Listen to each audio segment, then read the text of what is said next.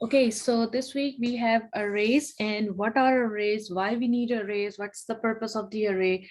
So we have seen variables, right? So what is the task of variable? Variable are, you declare the data type, that's the name of the, and then you write the name of the variable, and then you just assign one value. So that for one value, you can go with the variable, right, with same data type. But take a look, can we solve this problem?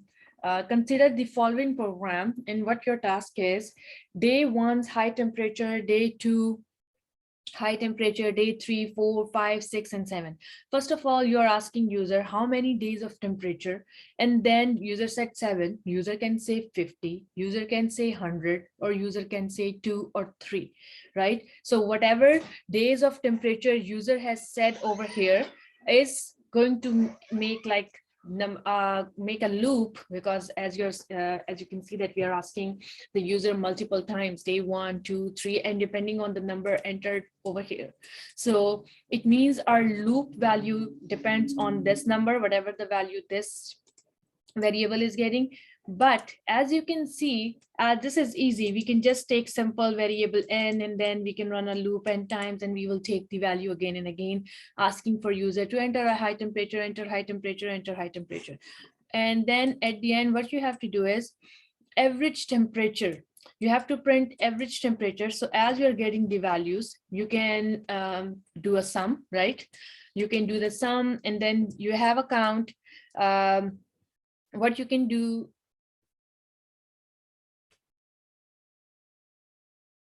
okay, it's like my internet connection. Let me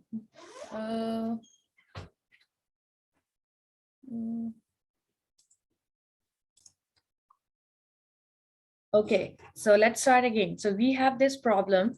Consider the following program where we have how many days of temperature, it's 7. Then what, this is the code, like this is the code after reading it, after assessing what this question is required, wants you to do.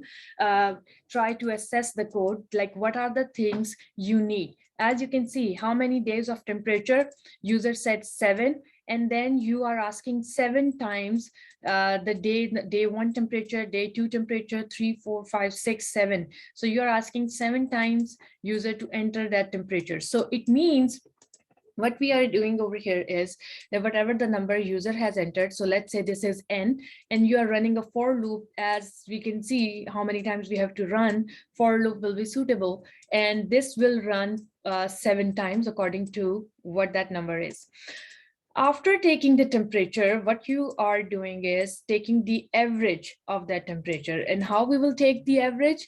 What you will do is you will create a sum variable and a count variable at the same time inside of the loop. And as many times that loop runs, and as user gives you the input, you add it to your sum and do a count plus plus, right? Any question at this point? This is what you have been doing previously, how to take average. That's very simple, taking how many, taking the sum, taking the average. All good right now? And can you hear me okay?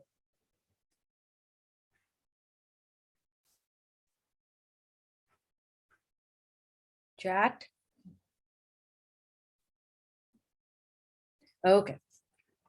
So why we need arrays right now at this point, like till average, calculating the average, we don't see a need of the array and what arrays are, why we want to know what arrays are and why we need it.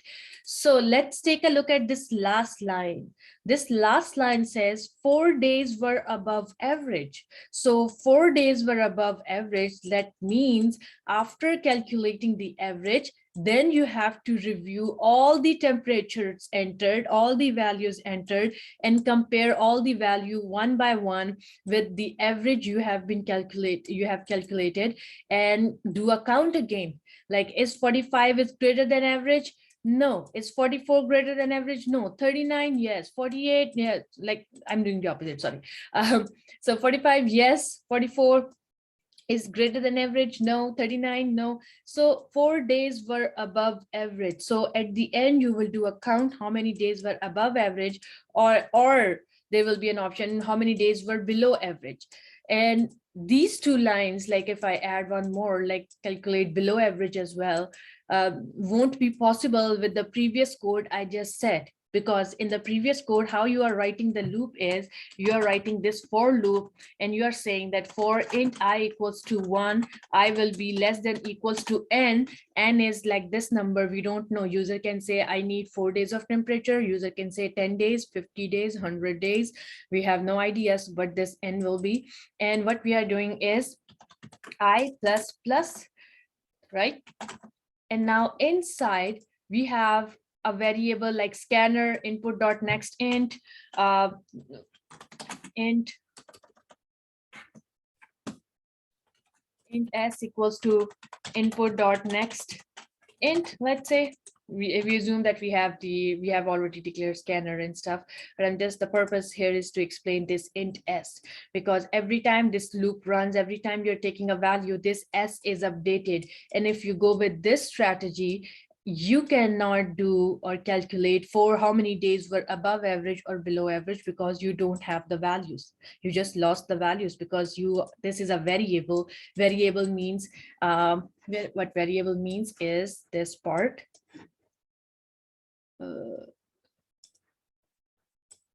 This is a variable place where you just put the value. And as for the first value, if you said, so if you said 5, that's what your text is. And later on you said loop I plus plus, take 44. This 44 is overridden by the previous one, and then 39. So this is just one block which is being reused again and again, and all the previous rest of the values, they are gone. And is it like, did you get the idea? Any questions? Like what we are missing here with this just one line? So the thing is, it means according to this code, we need to save our values, because at the end, after calculating the average, we need to compare each and every value with the average temperature and do a count, how many were above average and how many were below average. So how to save all the values? How many variables do we need? 1, 2, 3, 4, 5, 6, 7. 7 variables? Do we need 7 variables?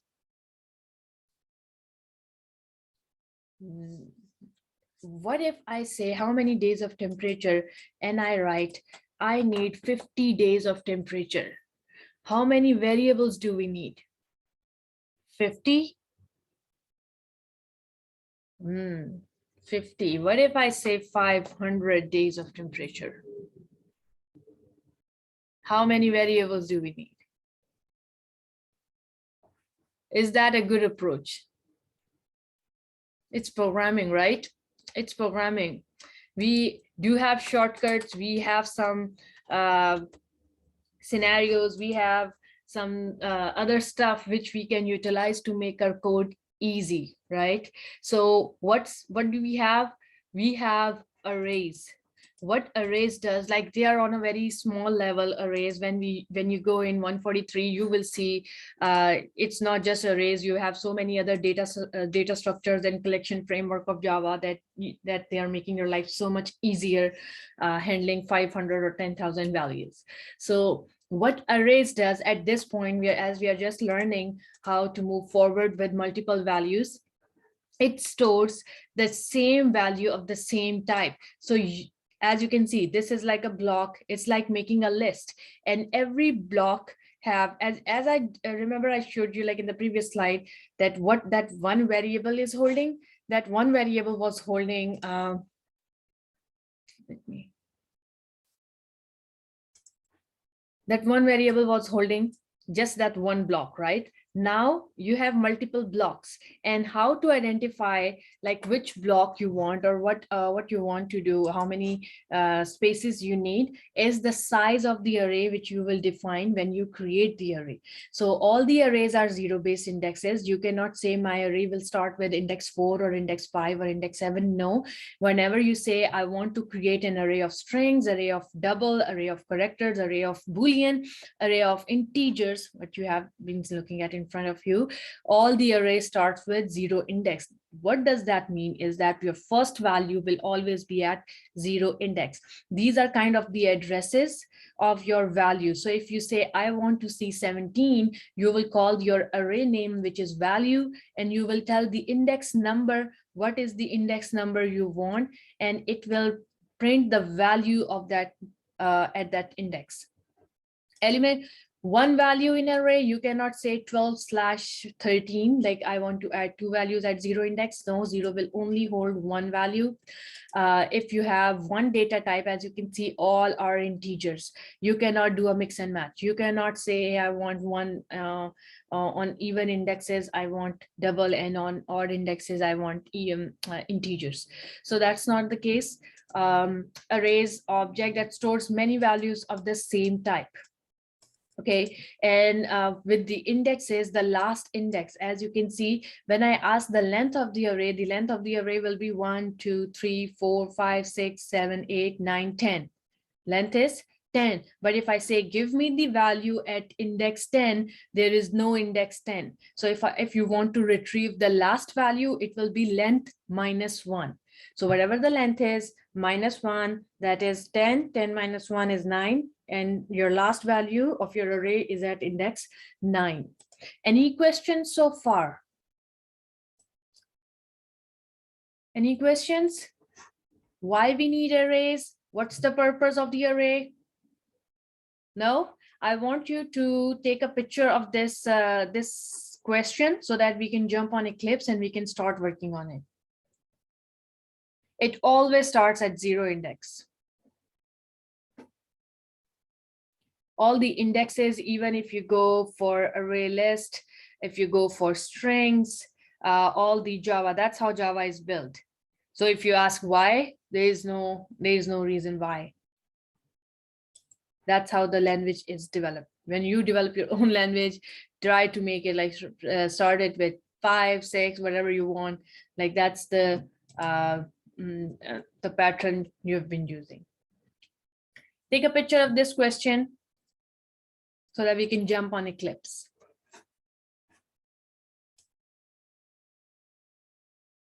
Okay. Let me see if my Eclipse is open.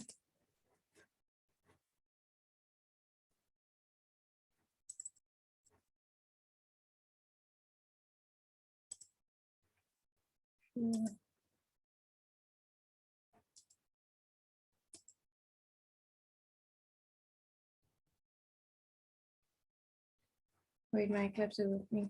You can open your Eclipse on your side as well. Make sure your Eclipse are open. We will do array mystery. As you can see, oh, the screen share is off.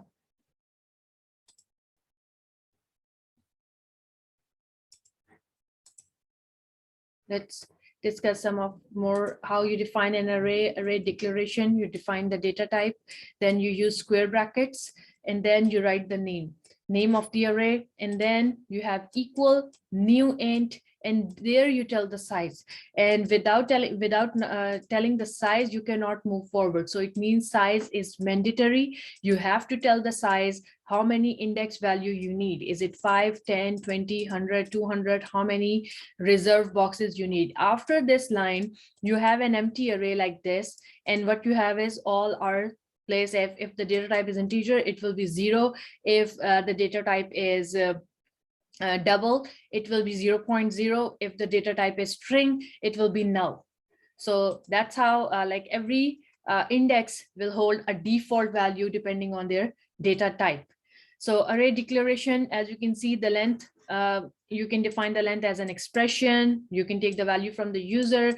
You can put an integer value by yourself. So the length can be any integer expression. You cannot say length is hello world. You cannot say length is false or true. No, it will be always be an integer expression. Each element initially gets a zero equivalent value, as you can see, as mentioned previously. If the data type is string, it by default, it will be null. A Boolean will be false. If it's integer, 0, 0.0 for double. Okay, so these are some, I would say, values. As you can see, double square bracket results equals to new double in 5. So now whatever you want to do with this result, you have to call the variable name, array name, a result, square brackets, and then you're telling the index. So put the value at index 2 at 3.4. And this is your array, this is your index 2, and you have added 3.4. Then you said result 4 equals to negative 0.5. So 1, 2, do you have the index 4? Yes, there is an index 4. Negative 0.5 is added to index 4. Same with the Boolean test. As you can see, by default, all of them are false. And if you want to make one of them true, you will just call the index number within the square brackets, and you will assign the value, associated value. Now, there are two things which students make mistake. One is putting the negative number as the index. As you can see, indexes cannot be negative. You are going, then it will throw you an exception known as array index out of bound exception. You have seen this type of exception in your strings as well when using the substring method. So what index out of bound exception means, that you are going out of the boundary line. Like you are asking -1, there is no such index as -1. You are saying your array is the size of your array is 10, it means your last index is 9. So, but you are saying that give me the value at index 10. So there is no index 10, so it is going out of bound. So that's like common mistakes students make. Usually we don't make mistakes like that. What we do is, with the use of arrays, for loops. When we use for loops and the arrays, there we make index bound of out of bound exception sometimes, because sometimes we are removing the values from the array, sometimes we are adding, or we are calling the indexes using the for loop. We are running for loop more than the size of our array. That's where it gives us the array index out of bound exceptions. Let me see if my Eclipse is open. Yes, it is. So accessing the elements using the for loop, and let's jump on to this question and open Eclipse. Okay, let's stop the share.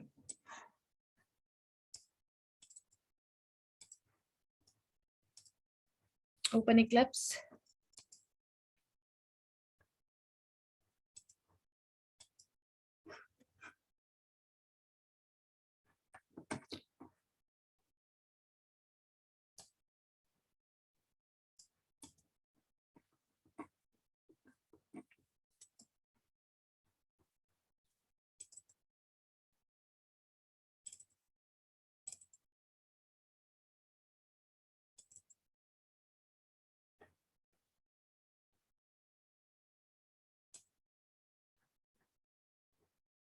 I have uploaded the lectures on YouTube. I was about to post the announcement on Canvas. The previous lectures are posted. Okay, so let's get started. Okay, so first of all, we'll start with how to work with the simple arrays. And one important thing is, whenever you are working with an array, for loops are must. We are definitely using for loops along with the arrays. Why for loops? For loops are suitable because we know the size of the array, right? Remember, when you have to create or declare an array, you have to tell the size. So size is mandatory. So when you know the size, so you know that for loop is there. When you know the size of the array, you can have the for loop, right? So let's get started. For example, we have an int. How you declare an array? You use square brackets like that. Give it a name, a equals to. You always have a new keyword, as arrays are objects. They are built in class in Java. There are multiple methods you will see already built in. You just have to call those methods and you can directly use. New Now, after saying new is like a keyword for the object, right? And now the same data type what you have written, which is int and square brackets. Now tell the size. Let's say the size is 5 and put a semicolon at the end. Make sure you don't have any error on this side. Okay, no errors. If you are getting any error, make sure you have check each and every pattern you're declaring right now. Now it means I have to take 5 values from user. Taking 5 values instead of taking 5 values with 5 different variables or then assigning it to arrays, there is no point. It means taking 5 of same data type, I have like a list, and now I can just simply add the values taking from the user. Now, let's say, for example, and one more important thing which I missed about telling you, I will share it when we are about to print our array. So import java.util.star and semicolon. Your array methods are in your java.util package. You can create a scanner input equals to new scanner, as you'll be taking values from user, and system.in as the scanner will be used to take input from user, semicolon. Then what we have is we have declared our array int a equals to new int. Okay, so if we come back to the question we had before, so we are taking, first of all, we will ask user that how many, give us the value, how many times he wants to run to ask for the temperature, right? So we will say number of days, how many days he wants, right? So I'm just removing it. Let's jumping on to the question so that then we will connect what we have learned from the arrays. Int days, as that days is just once, that appeared once, right? Remember 7 days of temperature. Do you think we should create an array of days, or is it going to be a variable?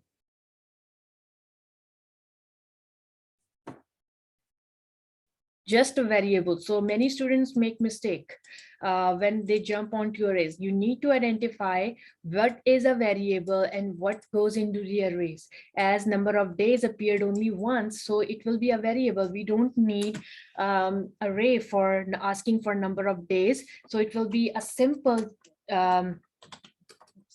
equals input dot next int open close parentheses and semicolon. Oops, input. And before this, we will ask or put a statement, how many days of temperature, so that user know that what we'll be asking for in that days. System.out.println will say double quotation marks, how many days of temperature, colon, and semicolon at the end.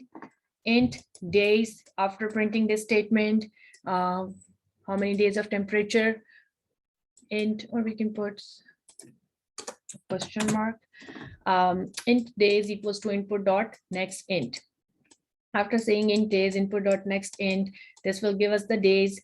Now what we, as by looking at the question, we are asking this many days time, whatever the value user has entered, we don't know what this is, and you will run a loop and keep asking user to tell us the number of days.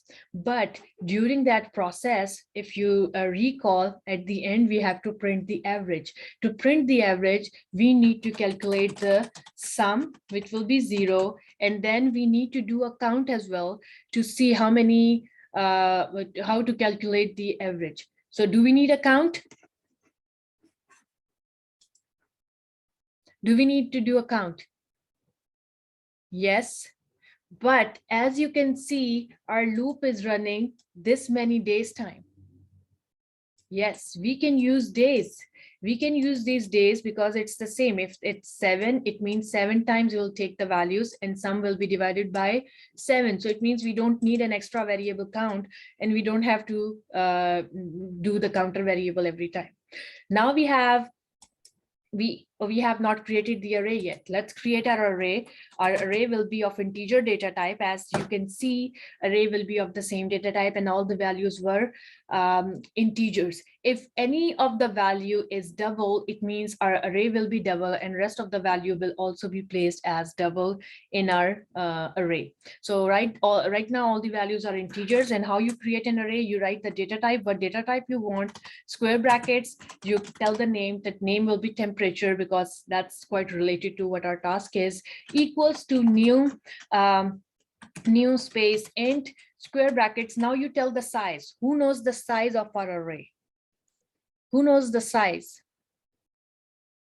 Days, number of days knows the size. So this is days, and end your statement with a semicolon and enter. Make sure you don't have any error, no spelling mistakes or any syntax errors.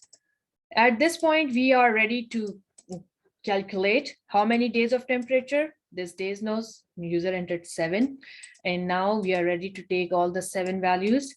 And how we will take, we will use our for loop, because we are taking multiple values. Whenever you are creating or working with arrays, for loop is a must. Just like I mentioned in my file processing question, that whenever you are working with file or you have to do something with the file, calculate the words, count the words, read the lines, you need while loop. And whenever you are working with arrays, you need for loop, because we know the size. Int, you will start with I equals to 0. I will be less than what? How many times you want to run this loop? How many times you want to run this loop? Days, correct? I plus plus and starting curly braces, ending curly braces. Now inside, you have to display the message. First of all, the message is enter day 1 temperature, right? Day 1 temperature. So let's say system.out.println enter day. Now after day 1, 2, 3, if I just put day one like that, in double quotation marks, every time this loop will run, this 1 will be printed for all the lines. So this 1 is changing. So who is changing in this in this loop? Who is changing? Instead of making it a default, this 1 will be outside and will be a variable. But which variable? Who is changing? I. So I is 0. Does it make sense? Enter day 0 temperature? No. So it means we have to say I plus 1 just to make it readable, as user friendly, where we say enter day 1 concatenation operator. Enter day 1 temperature. Day 1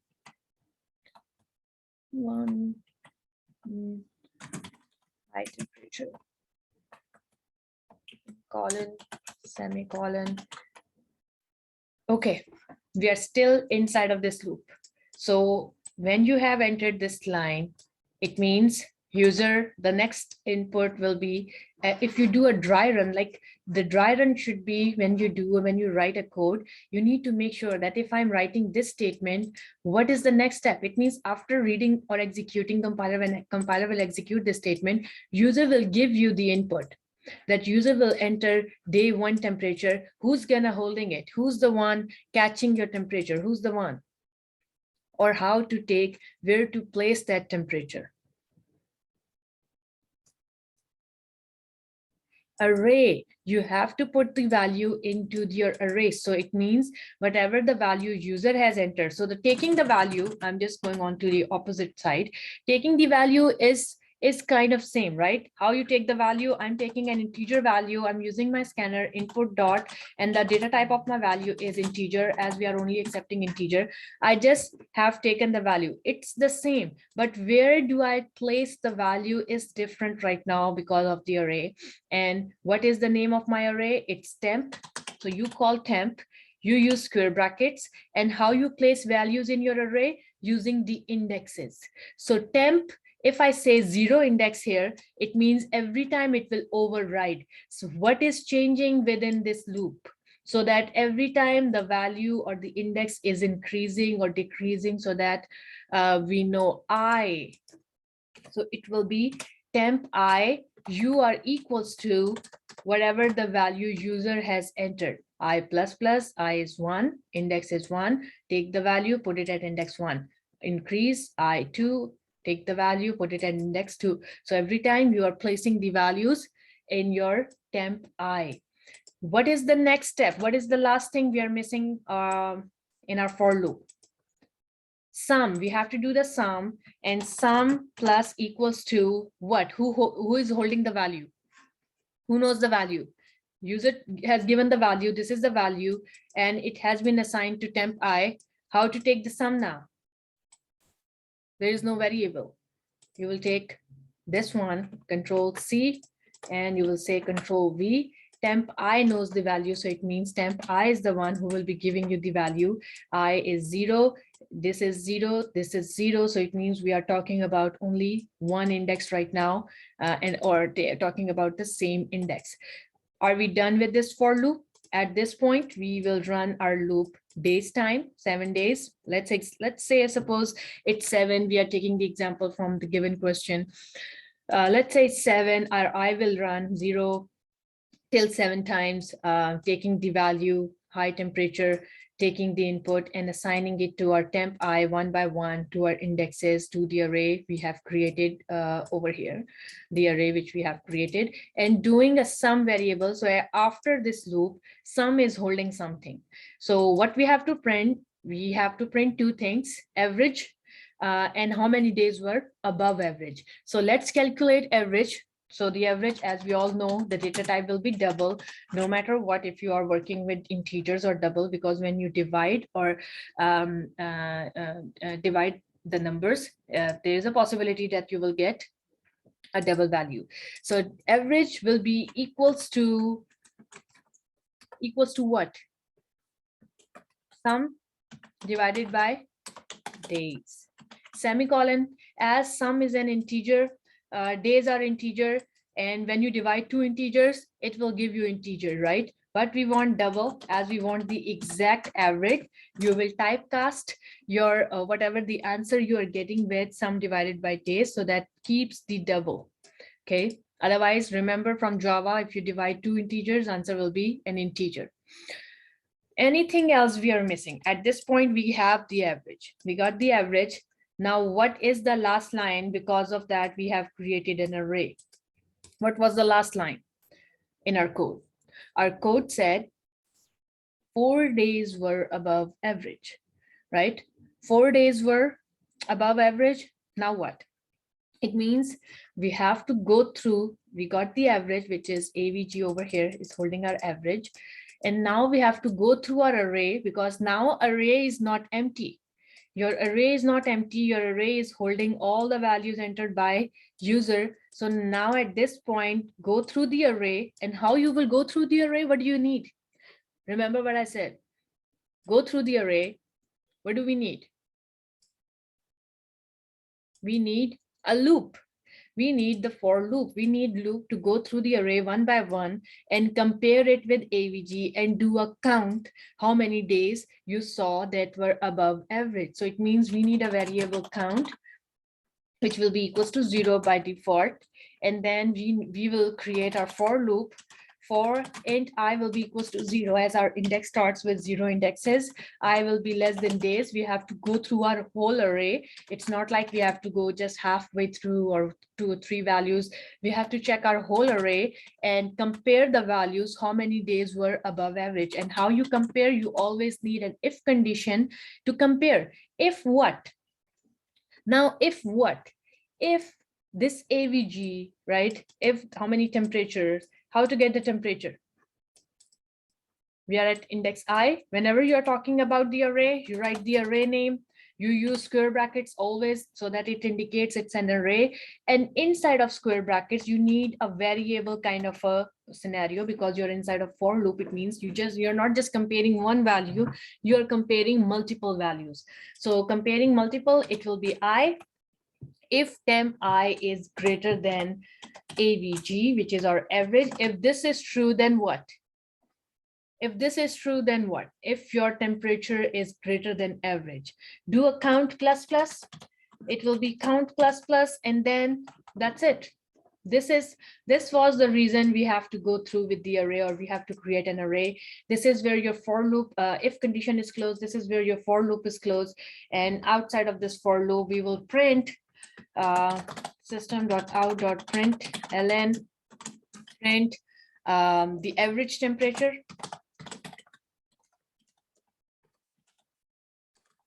The temperature is colon, and we will print let's say space concatenation operator avg, oops, semicolon, enter, system.out.println.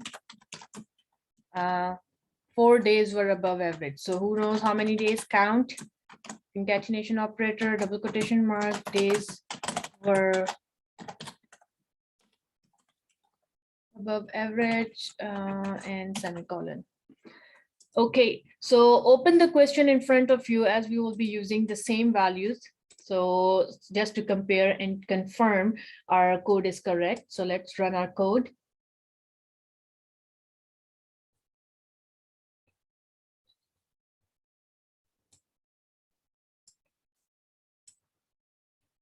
How many days of temperature?